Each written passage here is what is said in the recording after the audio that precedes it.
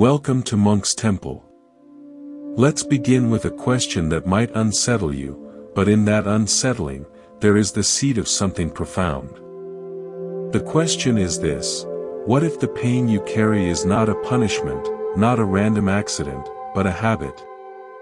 What if suffering is something you have learned to do so well, so automatically, that you no longer realize it is an action? You believe it is simply what happens to you. But the Buddha looked directly at this question and made a discovery that changed everything. He saw that suffering is not your identity. It is your activity. Now this is a delicate point, so let's be gentle with it. When we talk about suffering, we are not talking about the unavoidable pains of a body in the world. A toothache is a toothache. Losing someone you love is a legitimate grief. These are the first darts of existence. They come with being alive. But the Buddha noticed something curious about the human mind. It takes that first dart and does not let it rest. It picks it up. It turns it over. It rubs it against old wounds. This second dart, the one we throw ourselves, this is the suffering the Buddha dedicated his teaching to ending. Think of it this way. You are walking through a forest and are stung by a bee. The sting is sharp and real. That is the first dart. But for hours afterward, you are not just feeling the sting. You are cursing the bee. You are replaying the moment. You are telling everyone about the terrible bee and the unfairness of it all. By evening the physical sting has faded, but you are exhausted and miserable. Who is doing that? The bee flew away. The rest of the story, the entire novel of suffering you have written, is your own creation. This is not blame. This is an invitation. If you are the one creating the suffering, then you are also the one who can learn to stop. The power is not out there with the bees and the bosses and the broken hearts. The power is in here, in the quiet places of your own mind where these habits live. The Buddha did not just point this out and leave you. He gave you a map. He called it the Four Noble Truths. And notice that word, noble. It is not a gloomy teaching. It is a teaching for warriors, for people with dignity and strength. It says you are capable of understanding the deepest truth of your own existence. You are capable of freedom. But here is where many people get lost. They hear about this path and reduce it to a single instruction. Just accept things. Just watch your thoughts. Just be present. They think the goal is to become a passive observer of their own misery. But this is a misunderstanding. It is like saying the only tool a carpenter needs is a level. Yes, a level is important. But a carpenter also needs a saw, a hammer, a chisel. A carpenter needs to know when to measure and when to cut. The mind is far more complex than a piece of wood. It requires a full toolkit. The Buddha did not teach one thing and one thing only. He taught a system. He taught that in any given moment you have four possible relationships to your experience. You can be in a state of suffering. You can be creating the cause of suffering. You can have a glimpse of the end of suffering. Or you can be walking the path that leads to that end. Each of these four requires a different response. Each requires a different skill. To treat them all the same is to abandon your own potential for wisdom. If you are feeling the truth of this, if you sense there is more to your mind than the endless cycle of reaction and regret, then please consider subscribing to Monk's Temple. This is a space where we explore these ancient tools together. Just click the subscribe button below. And now let us go deeper. We have to understand why this passive approach is so appealing. It is appealing because it lets you off the hook. If all you do is accept whatever arises, then you are not responsible for anything. You do not have to make difficult choices. You do not have to examine your own intentions. You do not have to change. You can just float on the surface of your mind and tell yourself you are being spiritual. But the storms are still there. You are just refusing to go downstairs and clean up the flooding. The Buddha's path is not a path of floating. It is a path of deep courageous investigation. It requires you to look at your own mind and ask the hard questions. When this anger arose, what did I do to feed it? When this anxiety crashed over me, what thought did I cling to that made it worse? When this peace appeared, what did I do to maintain it? You are not just a witness. You are a participant. You are the one making the choices that shape your inner world. And the first step is simply accepting that fact. Accepting that you are in charge of this one small infinitely significant thing, your own response to this present moment. This is the foundation. This is where the real work begins. Let us stay with this idea of responsibility, because it is the hinge upon which the entire path turns. Many people hear the word responsibility and they feel a weight descend on their shoulders. They think it means blame. They think it means they have done something wrong and now they must pay. But the Buddha used this word in a completely different way. For him, responsibility means the ability to respond. It means you are not a victim of your own mind. You have a say. You have a choice. And where there is choice, there is hope. Think about the last time you felt a powerful emotion. Perhaps it was anger. Someone said something, or did something, and suddenly you were flooded with heat and tension and the urgent need to strike back. In that moment, did it feel like a choice? Probably not. It felt like the anger happened to you. It felt like a force of nature sweeping through you. But if you look closely, if you examine the memory with honesty, you will see something else. You will see that at some point, however brief, you consented to that anger. You let it in. You picked up the story it was telling you and you started adding your own chapters. This is a subtle point, so let us use an image. Imagine you are standing at the edge of a river. A log comes floating by. You do not have to jump on it. You can simply watch it pass. But if you jump on, if you grab hold and let it carry you downstream, then you are along for the ride. The anger is the log. The river is your mind. You are the one standing on the bank. The log comes floating by all the time. The question is whether you jump on. Most of us have been jumping on these logs for so long we have forgotten we are standing on a bank at all. We think we are the log. We think we are the river. We have identified so completely with the passing emotions that we believe they are who we are. I am an angry person. I am an anxious person. I am a depressed person. But the Buddha says no. You are the one watching. You are the one who can choose to step onto the bank at any moment. This is the first great psychological insight of his teaching. Your thoughts and feelings are not you. They are visitors. They come and they go. But you remain. And in that remaining, in that steady awareness, is your freedom. Now this does not mean you become cold and disconnected. It means you become intimate with your experience without being drowned by it. You learn to feel the anger fully, to understand its texture and its message, without becoming an angry person. You learn to feel the grief deeply, to honor it and let it move through you, without becoming a permanently broken person. You learn to hold your own experience with compassion and clarity, like a mother holding a crying child.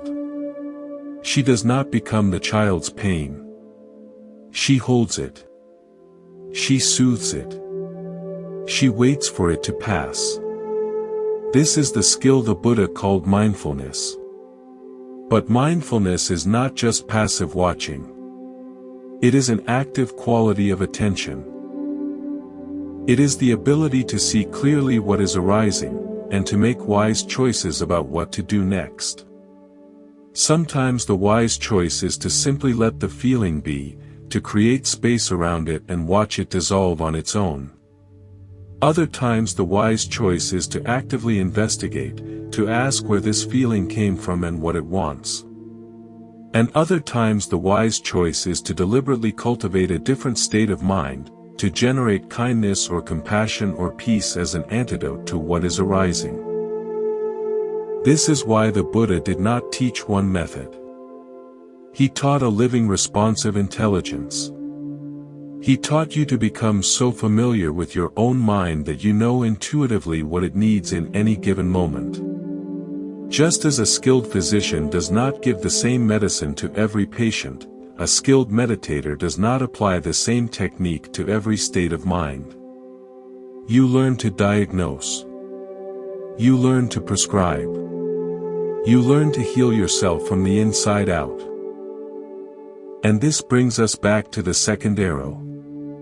The first arrow arrives. The pain, the loss, the irritation. You cannot always control that. But the second arrow is entirely up to you. It is the story you tell yourself about the pain. It is the resistance, the rumination, the self-pity, the blame. And here is the liberating truth. You can learn to stop shooting that second arrow. You can learn to let the first arrow be just an arrow, a momentary experience that arises and passes without leaving a wound. This is not about becoming a stoic who feels nothing.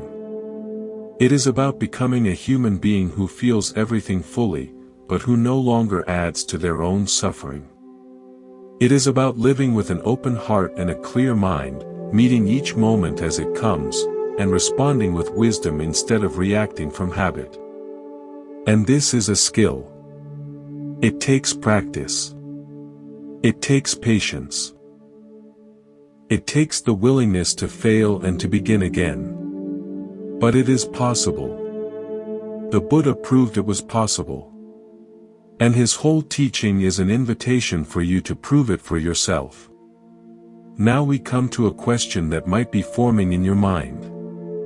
If suffering is something I am actively doing, if I am shooting this second arrow myself, then why would I keep doing it? Why would anyone choose pain? This seems irrational. And yet we do it every day. We rehearse old grievances. We imagine future disasters. We pick at emotional scabs and wonder why they never heal. There must be a reason. There must be some payoff. The Buddha saw this clearly. He said that suffering is not a mistake. It is a strategy. It is a misguided attempt to find happiness or safety. We cling to anger because it makes us feel powerful when we feel helpless. We cling to worry because it gives us the illusion of control over an uncertain future. We cling to self-pity because it excuses us from trying. We cling to old identities, even painful ones, because they are familiar and the unknown is terrifying. Suffering is not something that happens to us. It is something we do because on some level we believe it serves us. Imagine a small child who discovers that crying loudly gets attention. The child is not being manipulative in a cruel way. The child has simply learned that this behavior brings comfort. So the child cries. And over time this becomes a habit. By adulthood, that person may not even know why they feel so often miserable. They just know that misery feels like home. It feels safe. It feels like who they are. This is the trap. We build our identities around our suffering. I am the person who was betrayed. I am the person who never gets a break. I am the person with anxiety. And these stories become so familiar, so woven into the fabric of our self, that to let them go would feel like dying. We would not know who we were without them. So we hold on. We protect our suffering. We water it with attention and feed it with thought. And then we wonder why it never goes away. The Buddha's path is a path of gentle but relentless honesty. It asks you to look at your suffering and ask a simple question. What am I getting from this? What need is this pain meeting? You may be surprised by the answer. You may find that your anger is protecting you from vulnerability. Your worry is trying to prepare you for every possibility. Your self-criticism is attempting to make you a better person. The strategies are not evil. They are just tragically misguided. They are trying to help you in ways that actually harm you. Once you see this, something shifts. You stop fighting your suffering and start understanding it. You stop trying to rip it out by the roots and start listening to what it has to say. And in that listening, something remarkable happens. The suffering begins to soften. It no longer needs to scream for your attention because you are finally paying attention. It no longer needs to control you because you have acknowledged its presence. This is not acceptance in the passive sense. This is a deep radical allowing that creates the space for transformation. Think of it like this. Imagine a room that has been locked for years. Inside that room is a wounded animal. It snarls and scratches at the door whenever anyone walks by. You have tried ignoring it. You have tried shouting at it to be quiet. Nothing works. Then one day you take out the key. You open the door just a crack. You look inside with compassion instead of fear. And the animal sees you. It sees that you are not a threat. Slowly it calms down. It allows you to approach. It allows you to see its wound. And now for the first time healing becomes possible. This is what the Buddha means by comprehending suffering. It is not about understanding it intellectually. It is about opening the door and looking inside with kindness and courage. It is about becoming intimate with your own pain so that you can see its true nature. And what you will see, if you look long enough, is that this suffering is not solid. It is not permanent. It is made of thoughts and sensations that arise and pass away on their own. The only thing holding them together is your attention. The only thing giving them power is your belief that they are you. There is a story about a woman who carried a heavy rock in her backpack everywhere she went. She complained constantly about the weight. Her shoulders ached. Her back was bent. People asked why she carried it. She said she did not know. It had always been there. One day a wise person asked to see the rock. The woman took it out and handed it over. The wise person looked at it and said, "This is just a rock. You can put it down whenever you want." The woman was stunned. She had never considered that the rock was optional. She put it down and walked away feeling lighter than she had in years. Our suffering is like that rock. We carry it so long we forget we are carrying it. We forget that we are the ones holding on. But when we finally look at it with honest eyes, we see the truth. It is just a rock. It is just a thought. It is just a habit. And habits can be changed. When you see this clearly, letting go is no longer an act of force. It is an act of recognition. You see that you have been holding on to something that was never really yours. You see that you have been carrying a weight you were never meant to carry. And you simply put it down. Not because someone told you to, but because you finally see that it is heavy and you do not need to carry it anymore. This is freedom. And it is closer than you think. Let us now turn to the question of how this freedom is actually cultivated. Because insight alone, understanding alone, is not enough. You can know intellectually that you are carrying a heavy rock. You can see clearly that you have the option to put it down. But if your arms have been locked in that carrying position for years, they may not remember how to open. The habit is too strong. The muscles have forgotten their natural state of release. This is where the path becomes practical. This is where the Buddha's teaching moves from philosophy to training. The mind is no different from the body in this respect. It has its own muscles, its own habits, its own memory. And like any muscle, it can be retrained. But retraining takes time. It takes repetition. It takes a willingness to fail and to begin again. This is why the Buddha placed such emphasis on meditation. Not as a mystical practice for monks in caves, but as a practical method for retraining the mind.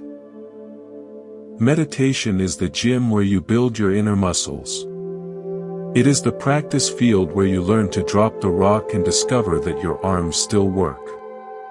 Now there are many forms of meditation, but they all share a common core. They all involve bringing your attention to one thing and keeping it there. The breath is the most common anchor. It is always with you. It is always changing. It is a perfect place to learn the art of attention. You sit, you breathe, and you try to stay with the breath. That is all. But it is not easy. Within seconds your mind wanders. You are planning dinner. You are replaying a conversation. You are worrying about tomorrow. This is not failure. This is the practice. Each time you notice the wandering and gently return to the breath, you are doing one repetition in the gym of the mind. You are building the muscle of attention. Over time something shifts. The wandering happens less often. The returning happens more quickly. You begin to experience moments of real stability, moments when the mind rests easily with the breath, moments of genuine peace. In those moments you are not suffering. You are not chasing the past or grasping at the future. You are simply present. And in that presence you get a direct taste of what freedom feels like. This taste is crucial. It gives you confidence. It shows you that another way of being is possible. It motivates you to keep training. But the breath is just the beginning. The real work happens when you take this trained attention and turn it toward the places where you suffer. You learn to sit with anger instead of acting it out. You learn to sit with fear instead of running from it. You learn to sit with grief instead of suppressing it. And because your attention is now stronger, you can do this without being overwhelmed. You can hold your pain in awareness the way you would hold a crying child, with tenderness and steadiness. And in that holding, something miraculous happens. The pain begins to reveal itself. You see that anger is not one solid thing. It is a series of sensations. Heat in the chest. Tension in the jaw. Rapid thoughts. Stories about being wronged. And if you can stay present, if you can resist the urge to jump on the log, you will see these sensations arise and pass away on their own. The heat fades. The tension releases. The thoughts lose their urgency. The anger has no fuel left because you have stopped feeding it with your attention. You have simply held it and let it be. And in letting it be, you have let it go. This is the heart of the Buddha's psychological method. It is not about fighting your demons. It is about inviting them to tea. It is about getting to know them so well that they lose their power over you. Every emotion, every thought, every habit is just a visitor. They come and they go. But you remain. And in that remaining is your freedom. There is a story about a man who was terrified of the dark. He slept with lights on. He avoided going out at night. One day a friend challenged him to sit in a completely dark room for just 5 minutes. The man agreed, reluctantly. At first his heart pounded. His mind conjured all kinds of terrors. But he stayed. He breathed. He watched. And after a few minutes, something shifted. The dark was just dark. It was not threatening. It was simply the absence of light. His fear had been created entirely by his mind. When he stopped fighting the dark and simply sat with it, the fear dissolved. Our suffering is like that dark room. We have been afraid of it for so long that we never actually look at it. We run from it. We fight it. We try to cover it with light. But the Buddha invites us to do something radical. He invites us to sit down in the dark and get to know it.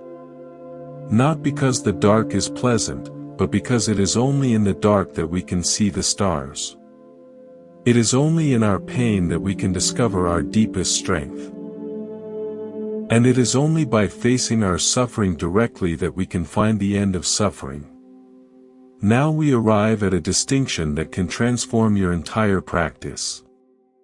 It is the distinction between what the Buddha called fabrication and what we might call creative response. Fabrication is the automatic unconscious way we shape our experience. It is the habitual patterns we have built over a lifetime. Creative response is the conscious intentional way we learn to shape our experience on the path. Both are forms of doing. Both are forms of activity. But one leads to more suffering and the other leads to freedom. Let us look at fabrication first. Every moment of your experience is fabricated. It is put together by the mind. The breath you are breathing right now, the Buddha pointed out, is not just a physical process. It is a bodily fabrication. You are constantly adjusting it based on your mood, your thoughts, your level of comfort or discomfort. The feelings that arise, pleasant or unpleasant, are mental fabrications. They are shaped by how you interpret what is happening. The perceptions you hold, the way you label things as good or bad, friend or enemy, these too are fabrications. And the thoughts themselves, the inner voice that narrates your life, that is the most obvious fabrication of all. Most of the time we are completely unaware of this fabricating activity. It happens below the surface, like the software running in the background of a computer. We just experience the results. We feel anxious and we think something is wrong with us. We feel angry and we think someone else is to blame. We never see the thousands of tiny choices the mind made to produce that anxiety or that anger. We never see the middle managers in the bureaucracy of the mind doing their work without our conscious input. This is why meditation is so essential. It slows everything down. It brings the background processes into the foreground. When you sit with the breath, you begin to notice the subtle ways you are fabricating your experience. You notice that when you think a certain thought, your breath tightens. When your breath tightens, your mood shifts. When your mood shifts, a new thought arises. You begin to see the chain reaction. You begin to see the connections. And for the first time, you have a choice. You can interrupt the chain. You can breathe differently. You can think a different thought. You can choose a different perception. This is the creative response. This is where the path becomes an art. You are no longer a victim of your unconscious habits. You are an artist working with the raw materials of your own mind. You learn to fabricate states of well-being intentionally. You learn to breathe in a way that calms the body. You learn to generate perceptions that inspire and uplift. You learn to talk to yourself with kindness instead of criticism. You are not denying reality. You are skillfully shaping your relationship to reality so that suffering loses its foothold. The Buddha gave a beautiful image for this. He said the mind is like a field and your actions are like the farmer. Some seeds are already in the field from past plantings. You cannot change that. But you can choose which seeds to water in the present. You can water the seeds of kindness and let the seeds of anger dry out from neglect. You can water the seeds of contentment and let the seeds of craving wither. This is your creative power. This is your freedom. There is a story about a woman who lived near a noisy construction site. Every day for months, the sound of jackhammers and drilling filled her home. At first she was furious. She complained constantly. She called the city. She wrote letters. But the noise continued. One day a friend suggested she try something different. Instead of fighting the noise, she could use it as a reminder to pause and breathe. So she tried it. Every time the jackhammer started, she stopped what she was doing and took 3 conscious breaths. Within a week, her relationship to the noise had completely changed. It was still loud. It was still there. But it no longer made her suffer. She had transformed her response. This is the creative power we all possess. We cannot always control what happens to us. But we can control how we relate to what happens. We can choose our response. And that choice, made moment after moment, shapes the entire quality of our lives. The Buddha's path is a training in making that choice wisely and well. Now here is where many practitioners get confused. They hear about fabrication and think the goal is to stop fabricating altogether. They think enlightenment means the end of all doing, a state of pure passive awareness. But this is another misunderstanding. The Buddha never said to stop fabricating. He said to fabricate skillfully. He said to fabricate the path. The path itself is something you make. It is something you build. Concentration is fabricated. Mindfulness is fabricated. Loving kindness is fabricated. These are all intentional constructions of the mind. They are tools you build to free yourself. There is a story about a man trapped in a deep pit. The walls were smooth and offered no handholds. For days he sat at the bottom, despairing.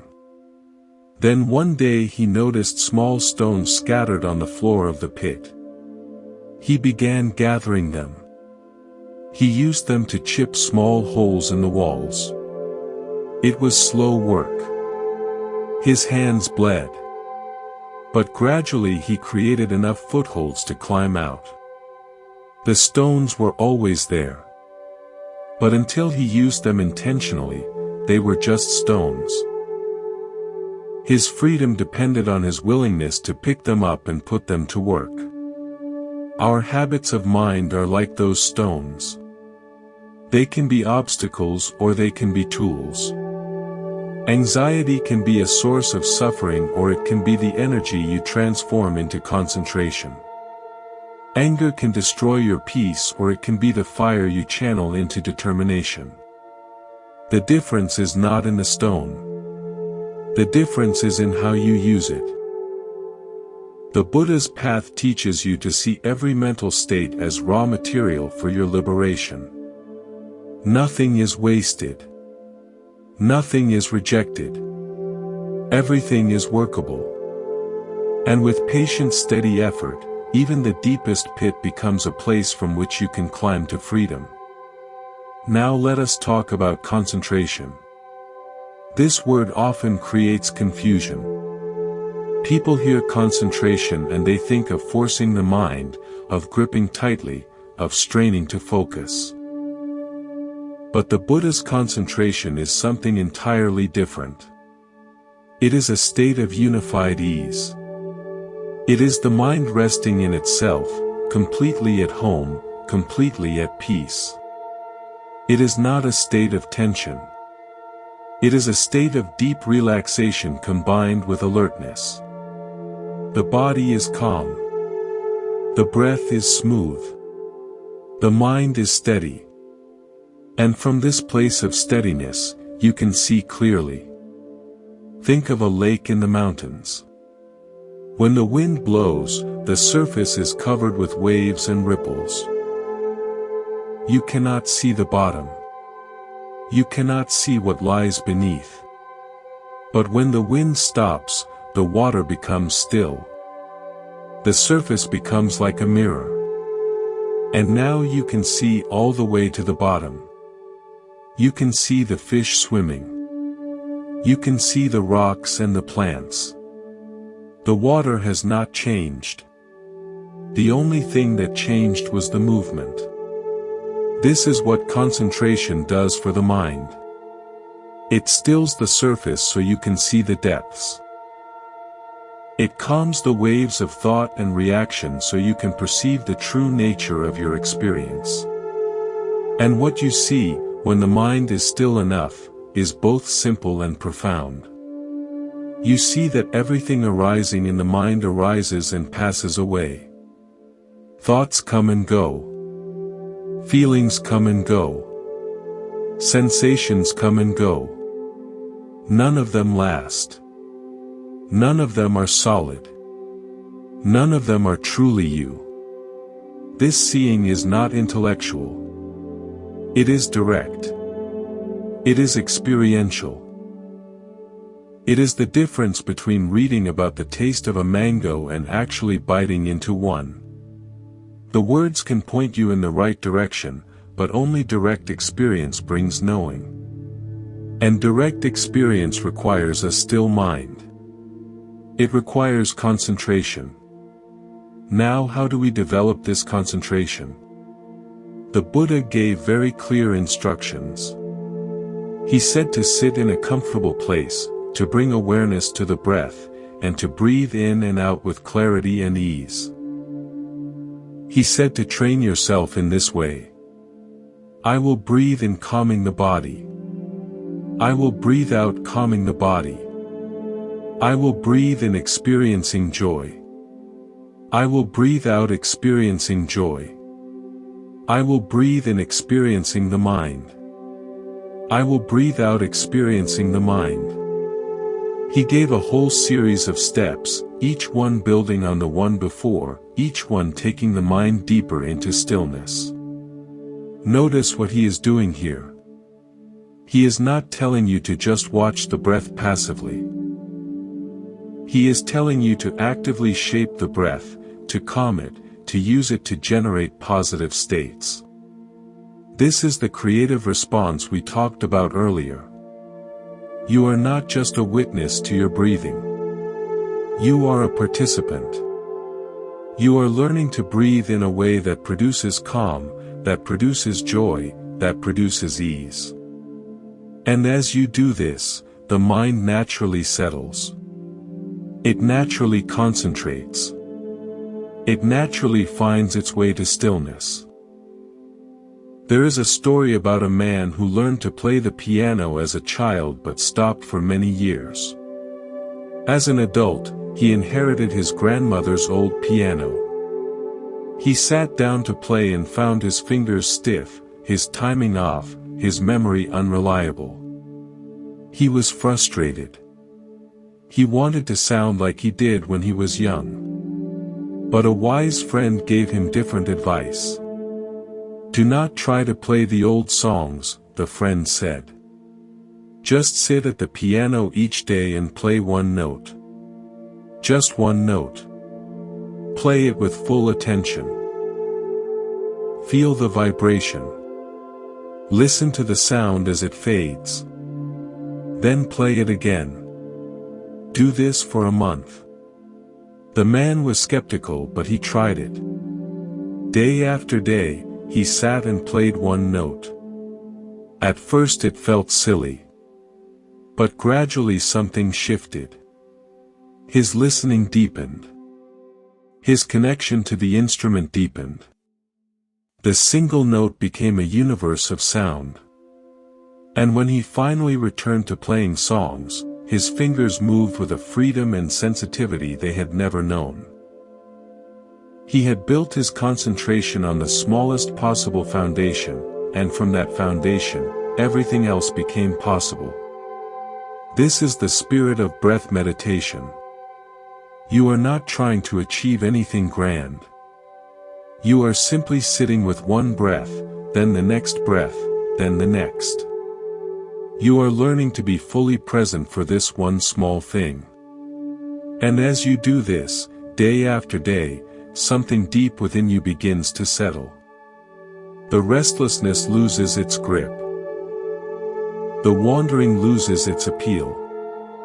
The mind finds a new kind of pleasure, the pleasure of being still, the pleasure of being home. This pleasure is important. The Buddha did not teach a path of grim endurance. He taught a path of gradual deepening into well-being. The concentration he described is accompanied by joy, by rapture, by happiness. These are not distractions. They are supports. They give the mind a taste of something better than its usual fare. They show the mind that peace is more satisfying than grasping, that stillness is more fulfilling than chasing. And with this taste, the mind becomes willing to let go of its old habits. It becomes willing to release its suffering because it has found something better to hold on to.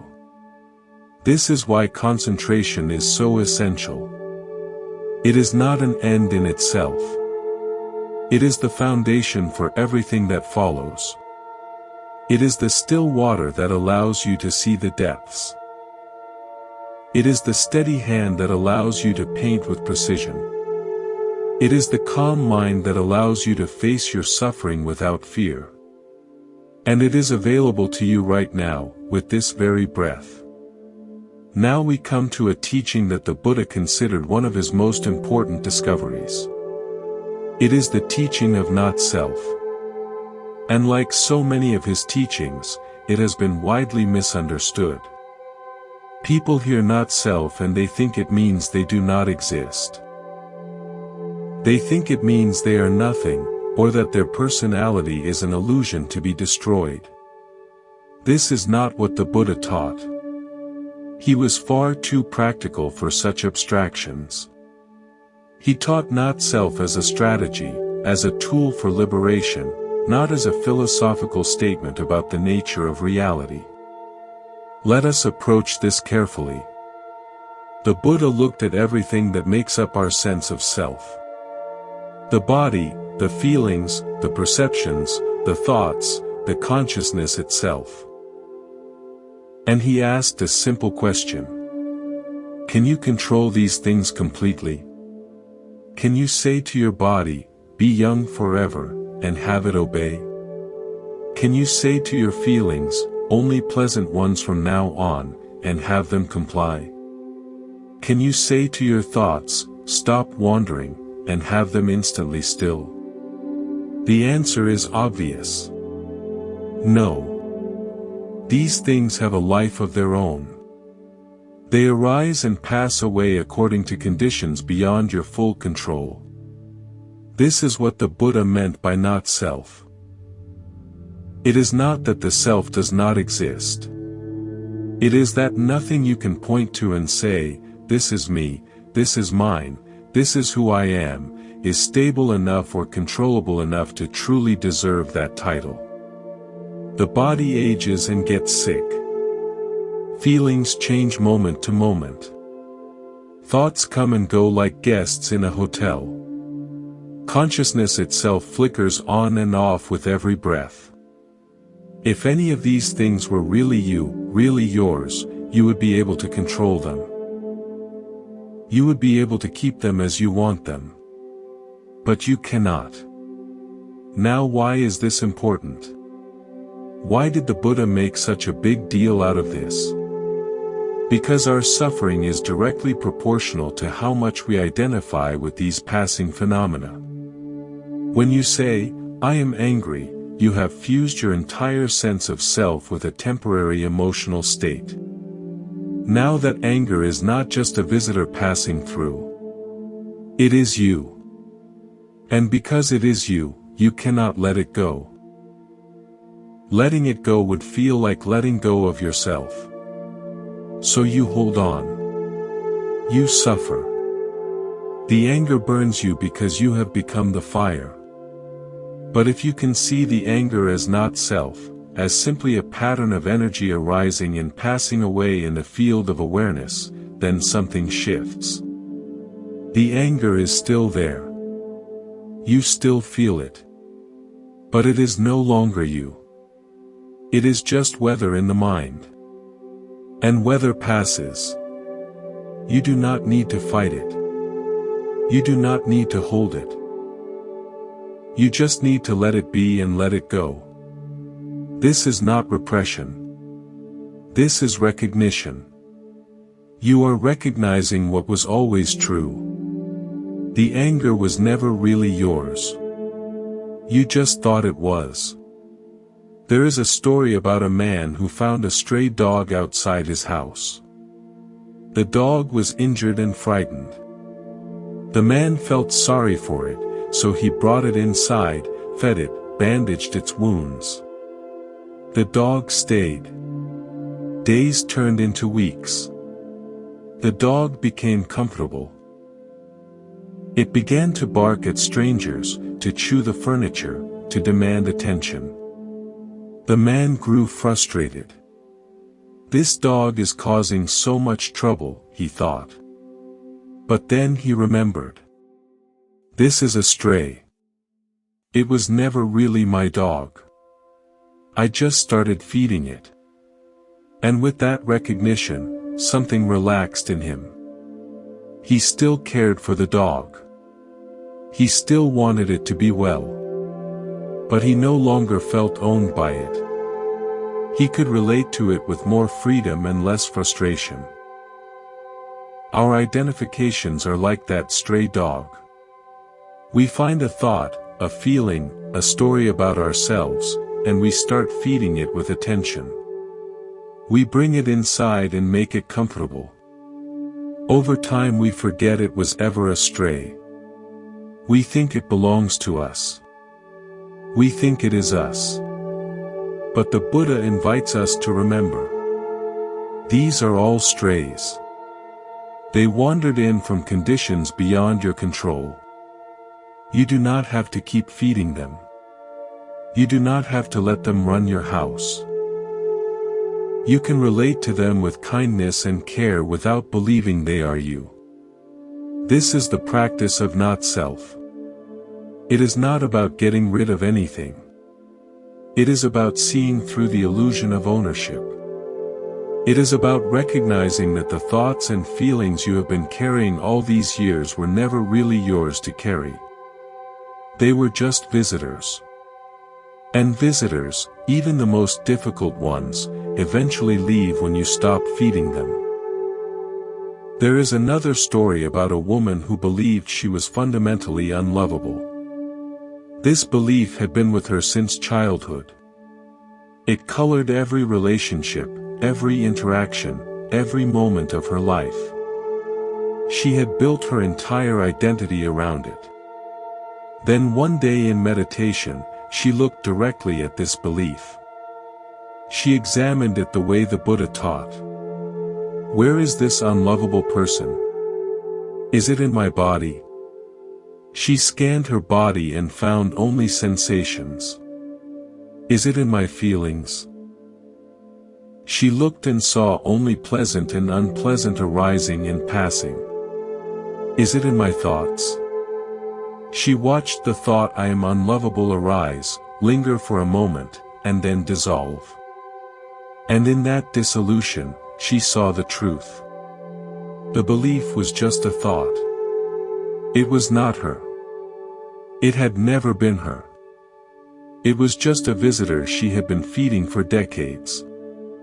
In that moment, she stopped feeding it. And it began to wither. This is the freedom the Buddha promises. It is not a freedom from experience. It is a freedom within experience.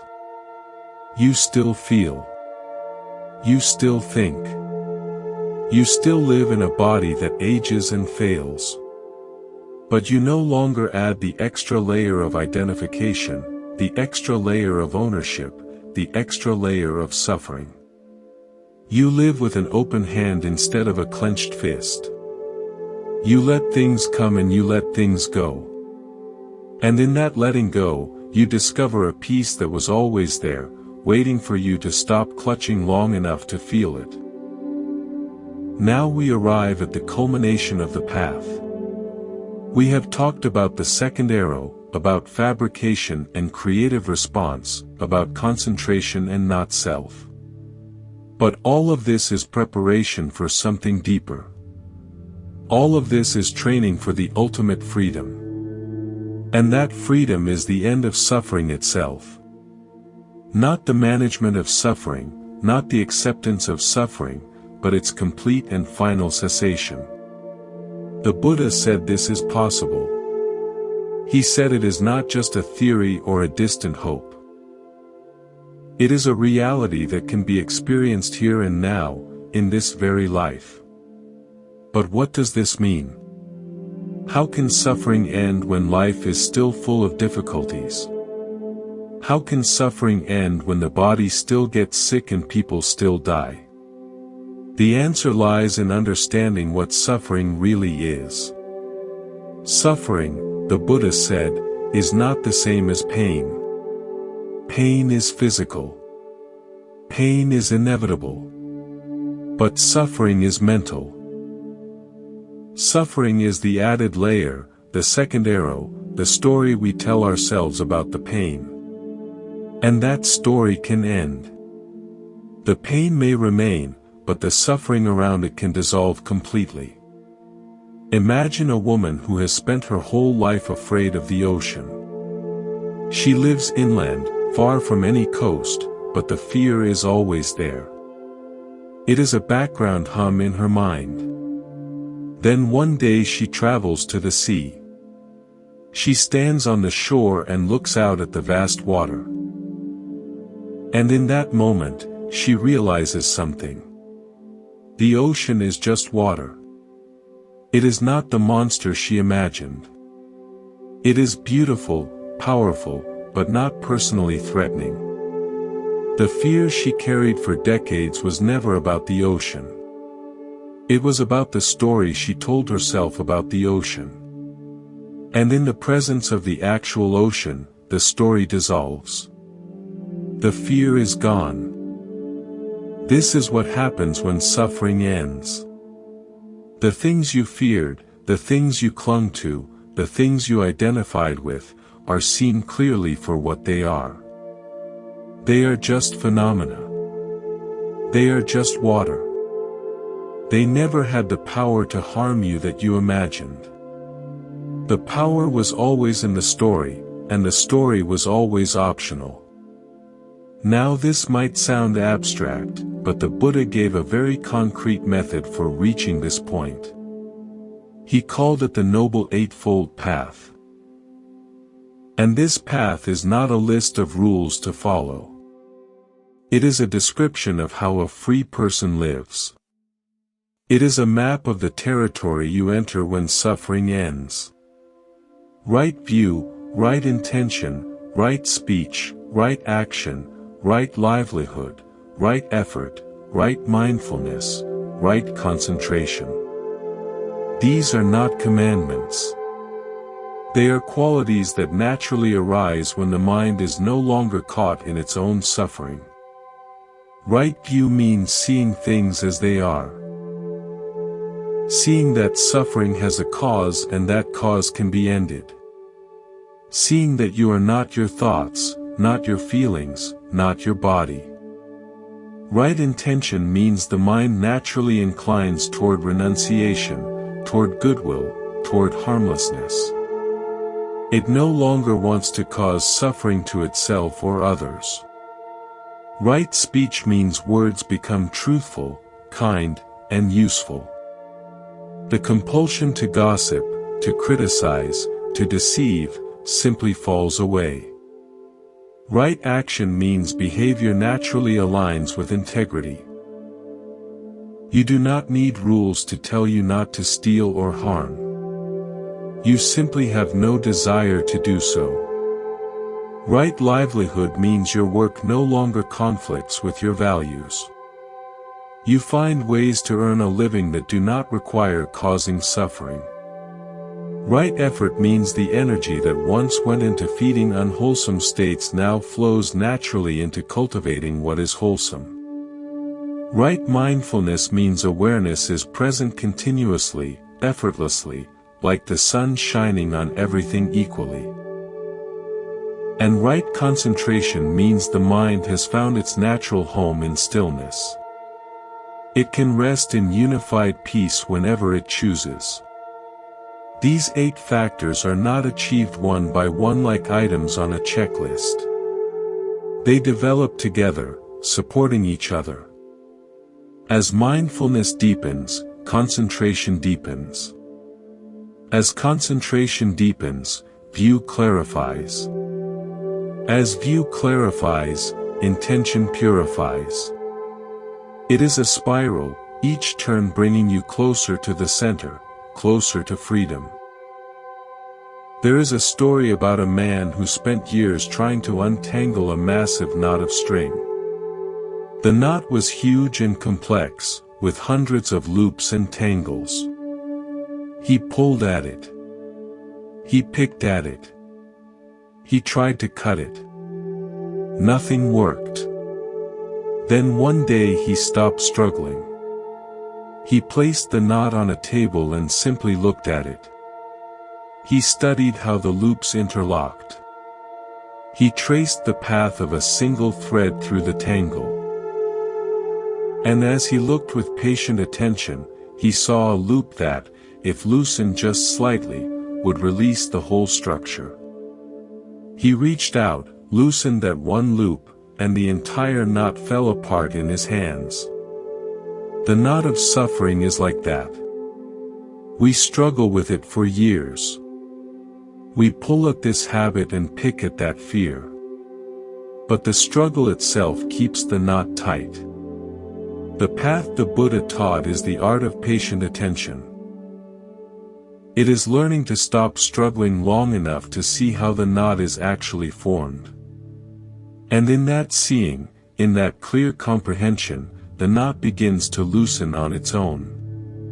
One day, without any great effort, the final loop releases and you are free. Not free from life, not free from pain, but free from the suffering you once added to every experience. Free to live with an open heart and a peaceful mind. Free at last. And so we come to the end of this long exploration. But in truth, there is no end. There is only the next moment, the next breath, the next choice. The path the Buddha laid out is not a destination you arrive at and then stop. It is a way of living, a way of being in relationship with every experience that arises. The end of suffering is not a permanent state you achieve and then possess. It is a freedom that reveals itself moment by moment, as long as you remember to look, as long as you remember to choose wisely.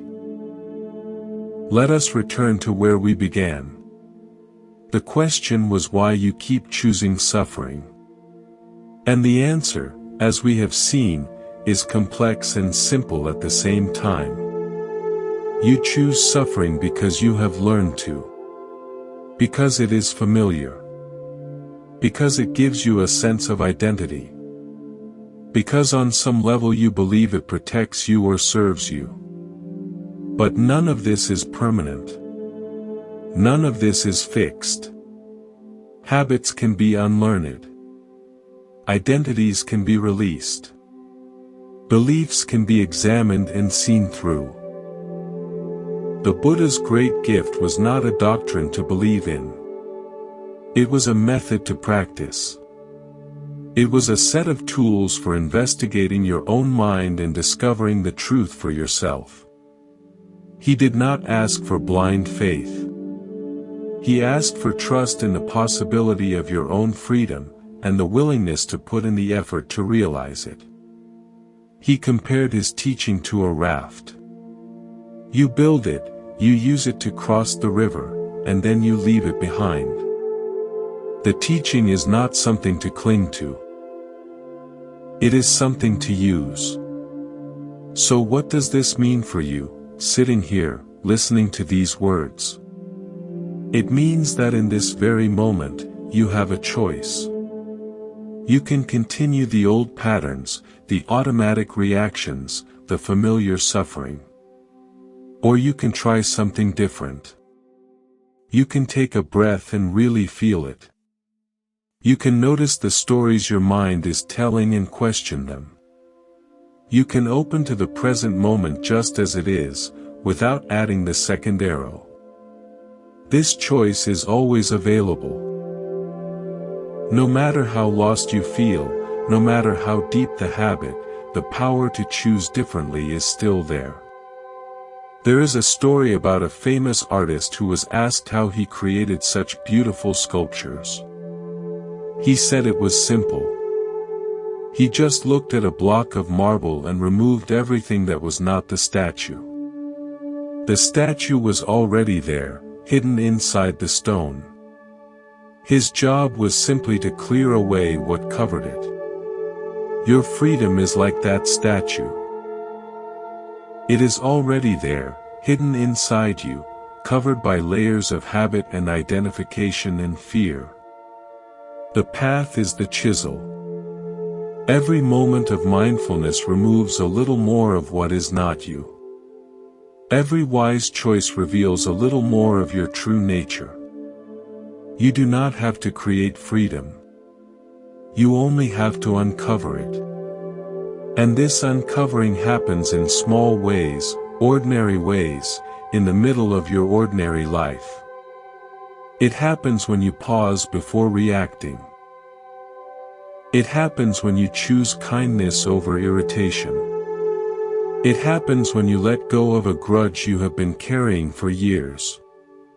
It happens when you sit with a difficult emotion and discover you can survive it. It happens when you breathe and feel the simple pleasure of being alive. These small moments are not insignificant. They are the very fabric of the path. They are the chisel strokes that slowly, patiently reveal the statue within. There is another story about a woman who spent years searching for a treasure she was told was buried somewhere on her land. She dug in one spot, then another. She hired experts. She read books about treasure hunting. Nothing worked. She grew frustrated and exhausted. One day she sat down under a tree to rest, too tired to dig anymore. And in that moment of giving up, she looked at the tree she was sitting under and noticed something odd about its roots. Curious, she got up and looked closer. There, tangled in the roots, was a small box. The treasure had been right there all along, hidden in plain sight. All her digging, all her searching, had kept her from simply looking where she was. This is the danger of the spiritual search. We can become so focused on achieving something, on getting somewhere, on becoming free, that we overlook the freedom that is already here. The Buddha's path is not about adding something new. It is about removing what obscures what has always been present. The peace you seek is not in some future state. It is in this breath, if you are willing to be fully here for it. The freedom you long for is not somewhere else. It is in this choice, if you are willing to make it. The Buddha said that the person who has tasted freedom is like a bird flying in the sky. The bird leaves no tracks. It is not burdened by where it has been. It is not anxious about where it is going. It simply flies, supported by the air, moving with the wind, completely at home in the open space. This is available to you. Not because you will become perfect, but because you will learn to let go. Not because life will stop being difficult, but because you will stop adding to the difficulty. Not because you will never feel pain, but because you will no longer suffer from the pain. So as you go forward from this place, carry these teachings lightly. They are not possessions to hold tightly.